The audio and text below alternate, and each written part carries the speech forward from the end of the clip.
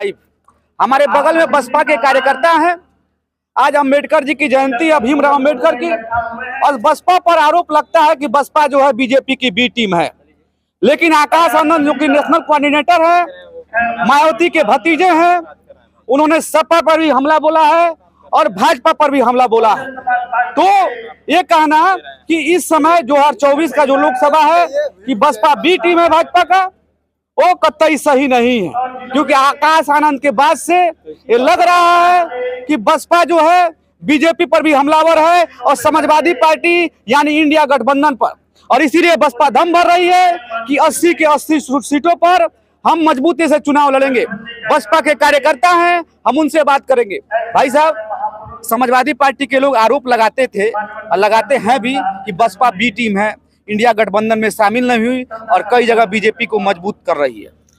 हाँ, वो तो भाई अगर आयुष जी ये कह रहे हैं कि बी टीम है तो निश्चित रूप से बी टीम हम स्वीकार जरूर करेंगे। लेकिन आप बताइए, क्या उनकी जो भयाऊ हैं अपर्णा यादव वो बसपा की हैं?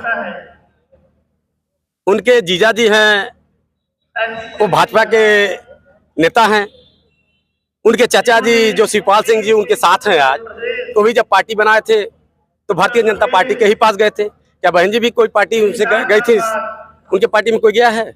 जो गया है वो पार्टी से निकाला जाता है। जो गया है वो पार्टी से निकाला गया है। भाई साहब, आपसे सवाल है, अखिलेश यादव जी कहते हैं पीडीए की बात करते हैं, पिछड़ा दलित अल्पसंख्यक की बात करते हैं, और वो कहते हैं कि बसपा के लोग अगर साथ में आ गए होते तो और मजबूती मिलती।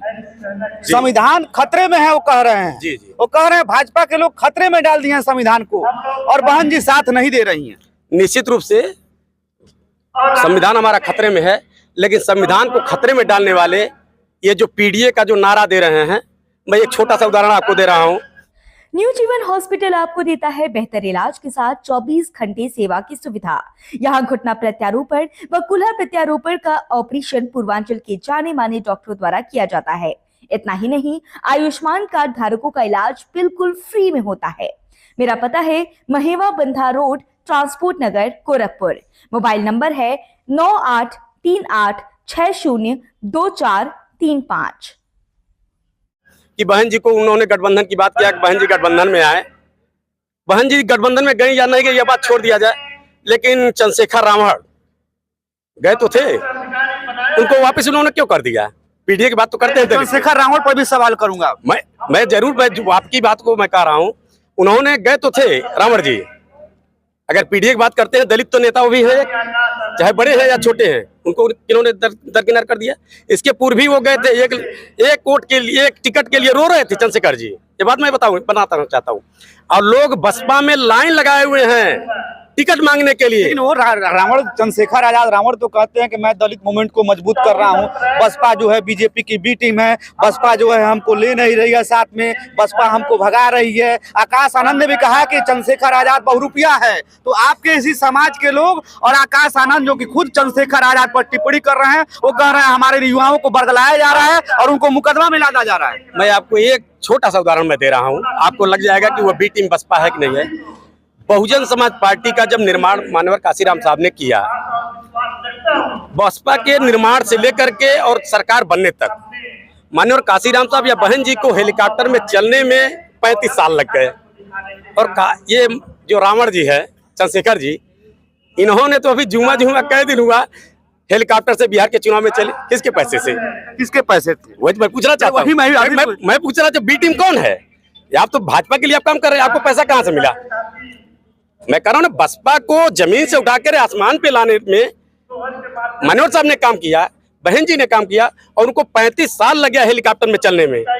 और ये कौन सा ऐसा काम कर लिए इनको हेलीकॉप्टर में चलो? भैया आरोप सुनिए, चंद्रशेखर आजाद जिस समाज से आते हैं और बसपा के लोग हैं, और कह रहे हैं कि बहन जी 35 साल लगा हेलीकॉप्टर चलने में, हेलीकॉप्टर से चलने में। चंद्रशेखर आजाद के पास कौन सा जादू है?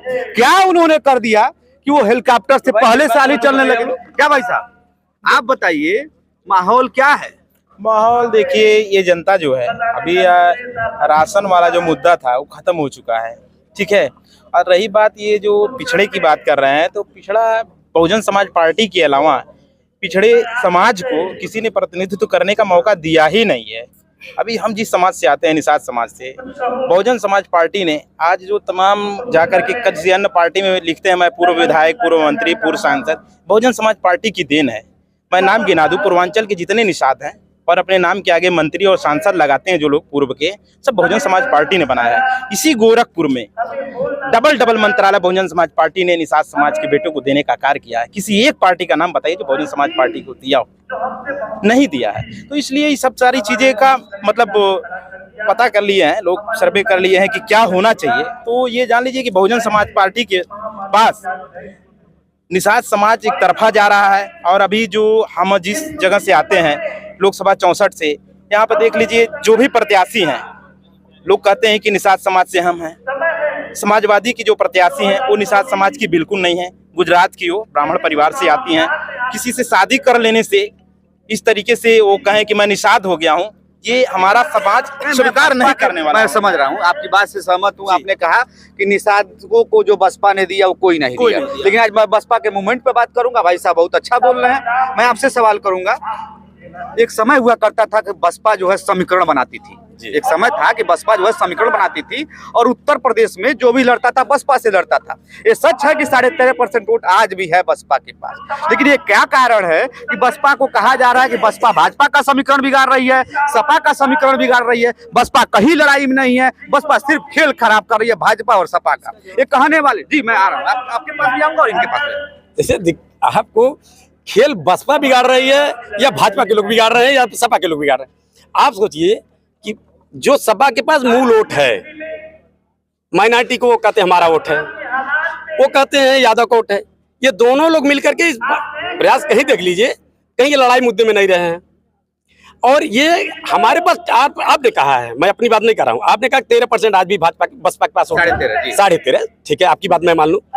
अगर हमारे पास माइनॉरिटी वोट आती है और जगह जगह बहन जी ने, माननीय बहन जी ने जगह जगह अपने वोटर और सपोर्टर के बल पे वहां के समीकरण के हिसाब से उन्होंने टिकटों का भी बंटवारा लगातार मजबूती से कर रही हैं। क्या आपको ऐसा लग रहा है कि बसपा लड़ाई में नहीं है? जो भी लड़ेगा बसपा से लड़ेगा। ये जहां तक लोग कह रहे हैं कि बसपा बी टीम है या मूवमेंट को खराब कर रही है, ये लोग बरगला करके भाजपा से मिले हुए हैं। आप एक चीज और पीछे चल के देखिए कि जब भी सपा की सरकार रही है प्रदेश में तब भाजपा तुरंत आई है, लेकिन जब बसपा की सरकार रही है तो भाजपा अपने जो है जमीन पे चली गई है, ये कभी मजबूत नहीं रही है। इस बात मजबूत नहीं रही है। ताली बजा रहे हैं आप ही से सवाल कर रहे हैं, आपने रोका है, हमको कहा है कि कुछ बोलना चाहते हैं, बोलिए। देखिए, बहुजन समाज पार्टी ही नहीं, एक विचारधारा है। जिस विचारधारा को लेकर के एक गरीब आदमी भी दमदारी से कहता है ये मेरी पार्टी है, क्योंकि इसने अपने 4 बार रही मुख्यमंत्री के कार्यकाल में एक जूता सीने वालों को एहसास कराया और उसने भी दमदारी से कहा कि मेरी सरकार चल रही है। क्योंकि आज के परिप्रेक्ष्य में जी आप देखेंगे, मैं अधिवक्ता हूँ गोरखपुर दीवानी कचहरी में, हमने देखा है ऐसे पीड़ित लोग आते हैं जिनके पास खुद का जो है एक इंतखाब नहीं है जमानत करवाने के लिए। और जो आप बार बार चंद्रशेखर पत्रकार बंधु, अभी चंद्रशेखर जी का आप नाम ले रहे थे, चंद्रशेखर जी ये कुछ करने वाले नहीं है। उनकी जो केतली है उसमें चाय किसी और का है, वो केवल हमारे प्रदेश के युवाओं को, खास करके चाय किसका है? अरे आप भी जानते हैं पत्रकार बंधु, ये चाय किसकी है उनकी। अब बताइए, जो व्यक्ति अभी हाल ही में उदय हुआ जिसका, और वो 35 जो है महंगी गाड़ियों का काफिला निकालता है, कहाँ से पैसा आ रहा है? इसका मतलब कहीं न कहीं से फंडिंग हो रही है। वो तो कह रहा है कि आपके समाज के लिए हम काम कर रहे हैं, अपने समाज के लिए काम कर रहे हैं। आकाश आनंद कह रहे हैं कि हमारे युवाओं पर मुकदमा लदवा दे रहे हैं। ये हमारे बुजुर्ग पिता तुल्य यहाँ खड़े हैं, इनको इस बात की जानकारी है कि बहुजन समाज पार्टी ने क्या दिया है इस समाज को। बहुजन समाज पार्टी ने हमें स्वाभिमान से जीने के लिए सिखाया है। आज जब बहुजन समाज पार्टी नहीं बनी थी, पत्रकार बंधु मैं बता दूं, किसी भी SC ST माइनॉरिटी समाज का कोई भी व्यक्ति सदन का मुंह तक नहीं दिखाता टिकट, तो बात ही छोड़ दी। माइनॉरिटी तो सपा वाले कह रहे हैं हमारे पास है। अरे ऐसे कैसे? अभी देखिए बहन जीते रही है, टिकट का मतलब है वो कह रहे हैं माइनॉरिटी हमारे पास। मंत्री टिकट बहन जीते और जीतने के बाद मंत्री बहन जी बनाए, और वोट जो है वो कैसे लेंगे? उनका तो खुद जो है पूरा परिवार जो है भाजपा में शामिल हो गया है, अपना परिवार नहीं संभाल पा रहे, वो जो है प्रदेश की जो है नेतृत्व को संभालेंगे। मैं इनसे सवाल किया था अभी कुछ देर पहले, हमने कहा कि बसपा एक समय था समीकरण बनाती थी, और आज ये कहा जा रहा है, सपा और भाजपा के लोग कह रहे हैं कि बसपा समीकरण बिगाड़ रही है। पत्रकार बंधु मैं बता दूं आज की यह नीति नहीं है, सदियों की नीति है। हमें तोड़ने की कोशिश किया गया। लोग कहते हैं कि आजादी कैसे मिली, लोग पूछते हैं कि आजादी कैसे मिली, लेकिन मैं पूछता हूँ कि गुलाम मुझे किसने बनाया। आज उस व्यक्ति की, उस महामानव की जयंती है। एक मटकी भगवान श्री कृष्ण ने फोड़ा था, लोग इतना नाम लेते हैं, और इस महामानव ने जिसकी जयंती मनाने के लिए हमारा पूरा समाज आज अपने पैसे से चल करके आया है, किसी पार्टी के प्रत्याशी और किसी व्यक्ति के चंदे से चल करके नहीं आया है। यहाँ ऐसे ऐसे लोग उपस्थित हैं उस महामानव के लिए। मैं बता दूं, उसने हजारों हजार करोड़ दलितों के गले से हांडी को फोड़ा, कमर के झाड़ू को तोड़ा। आज उसके लिए हम लोग यहाँ उपस्थित हैं। लेकिन आपके पार्टी के एक नेता है सतीश मिश्रा, बड़ी विरोध हो रहा है उनका। कहा जा रहा है कि दलितों को तोड़ रहे हैं, देखिए, ब्राह्मणों को मजबूत कर रहे हैं। बहुजन समाज पार्टी का नारा भी रहा है। मानवर कांसीराम साहब के समकक्ष जो लोग होंगे वह जानते होंगे, उन्होंने एक नारा दिया था, जिसकी जितनी संख्या भारी उसकी उतनी हिस्सा भारी। और इस विचारधारा व मिशन के तहत माननीय बहन जी काम करती हैं। वहाँ उत्तर प्रदेश में बैठ करके, लखनऊ में बैठ करके वो करवट लेती है। हमारा कार्यकर्ता यहाँ चिल्लाने लगता है, बहन जी जिंदाबाद जिंदाबाद। मतलब कि बहन जी लखनऊ से हुंकार भरती है और गोरखपुर तक मुख्यमंत्री के जनपद में पूरा देश में क्रांति आ जाती है, पूरे भारत में पहुंचता है। उनकी लखनऊ की आवाज पूरे भारत में पहुंचता है, भारत में पहुंचता है। लेकिन बसपा कमजोर क्यों हो रही है? कहाँ बसपा कमजोर? किसने आपको बता दिया कि बसपा कमजोर है? सीटें नहीं अरे मिल रही है। 85% के लोग और भी कमजोर। आप 15 बलवान, 85 और 15 की आपने बात किया। मैं कह सकता हूँ आप कर रहे हैं, लेकिन ये तो बात समाजवादी पार्टी के लोग करते हैं। 85% के हम लोग हैं, बीएसपी यानी 85%। और 15 कौन लोग हैं? 15 जो सवर्ण माना जाता है, मनुवादी माना जाता है। सवर्ण लोग तो बसपा के मनुवादी हैं। टिकट मिला भैया, आप बताइए। समाज देखिए,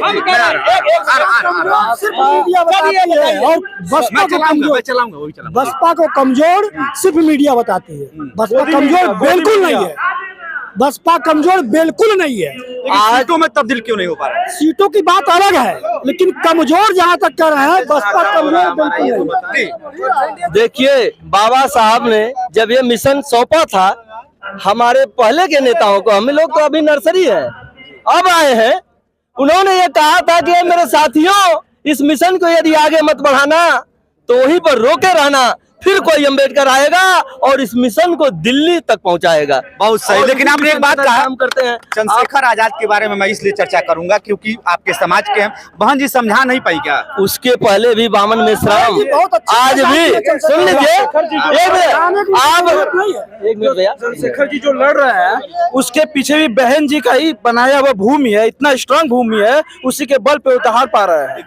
देखिए, शेखर जी तैयारी कर रहे हैं, आज लड़ रहे हैं ना, वो सिर्फ ये करते हैं।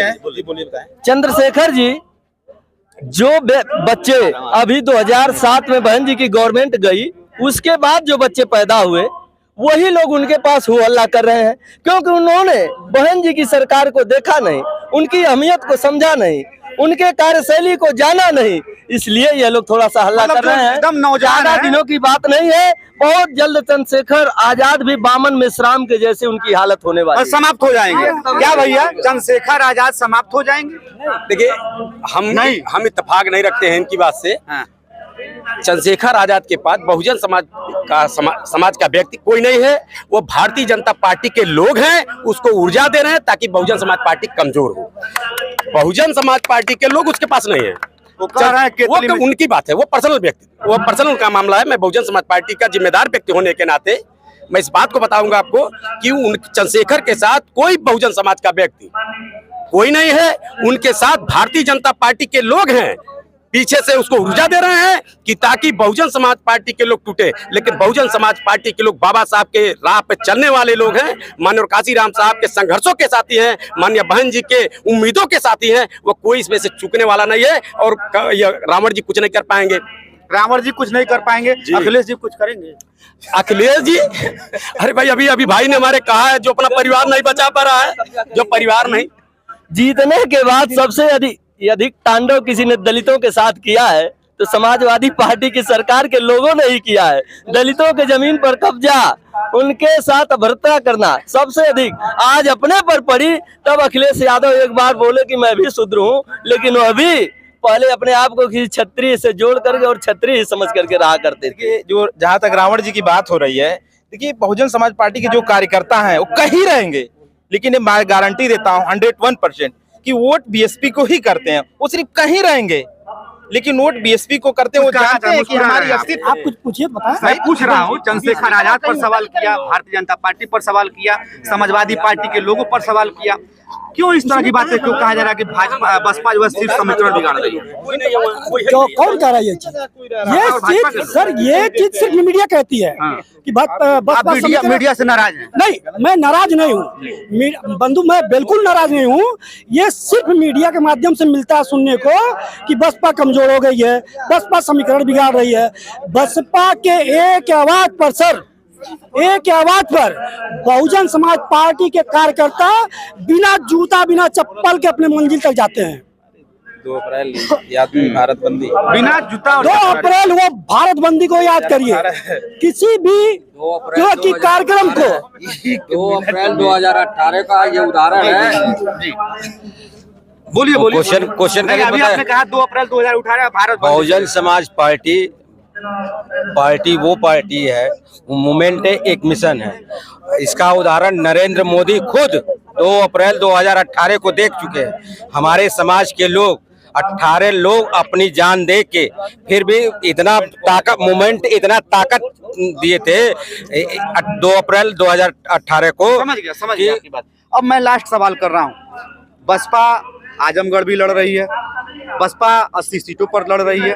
तो मेरा सवाल है कि बसपा को जैसे सपा वाले दावा कर रहे हैं कि हमको इतना सीट मिलेगा, बीजेपी वाले दावा कर रहे हैं इतना सीट, आपको क्या लग रहा है बसपा की क्या स्थिति है? दरअसल हम तो ईवीएम चोर वाले तो हैं नहीं, ईवीएम वाले से मिले वाले नहीं है, तो आप कैसे बता सकते हैं? सपा वाले भी बोल रहे हैं। नहीं तो हम भाई चुप रहिए, हमारी बात समझ। हमारे कहने का मतलब ये है, हम कैसे कह दें जो ईवीएम वाले के साथ है, जो ईवीएम वाले की बी टीम है, वो तो कब करें हमारी सपा वाली बी टीम है। अरे भाई मैं तो कह रहा हूँ, आखिर वो कैसे जानते हैं? मैं तो मेरी जो संबंध है मतदाताओं से, तो मतदाता मेरे साथ है, तो मैं कैसे सीट बता दूं? मतदाता ही बताएंगे जिस दिन काउंटिंग होगा 4 जून को, 4 जून को 5 जून को काउंटिंग होगा। और जो लोग अपना सीट की काउंटिंग कर रहे हैं, तो कहीं न कहीं बी टीम वाले और ए टीम वाले मिले हुए, तो भी तो अपना बता रहे हैं कि हमारा कितना पे, वो 400 पार कर रहे हैं, वो 800 पार कर दे, वो बांग्लादेश चले जाए दिल्ली। हम तो ये कह रहे हैं कि जितना सीट बीएसपी लड़ रही है, हम 85 को मिशन रखते हैं। कहीं फूट डालो, राज करने वाले कुछ लोग फूट सकते हैं, टूट सकते हैं, लेकिन 85 तो नहीं फूट रही है ना। तो ये बताया कि यदि हमको आधा भी मिलता है तो बहुत मिलता है, और हर सीट मेरा निकलने जा रहा है। ये बसपा के कार्यकर्ता थे। अंबेडकर जी की जयंती है और इन्होंने साफ कहा है 2024 का चुनाव बसपा के बिना असंभव है। और चंद्रशेखर आजाद रावण पर इन्होंने लोगों ने आरोप लगाया है कि जो उनका केतली चुनाव चिन्ह है उसमें चाय कोई और भर रहा है। इशारा को आप समझ रहे होंगे। ऐसी खबरों के लिए आप देखते रहे गोरखपुर लाइव। हमारा कार्य किसी अन्य लोकसभा में जाएगा, तब तक के लिए धन्यवाद।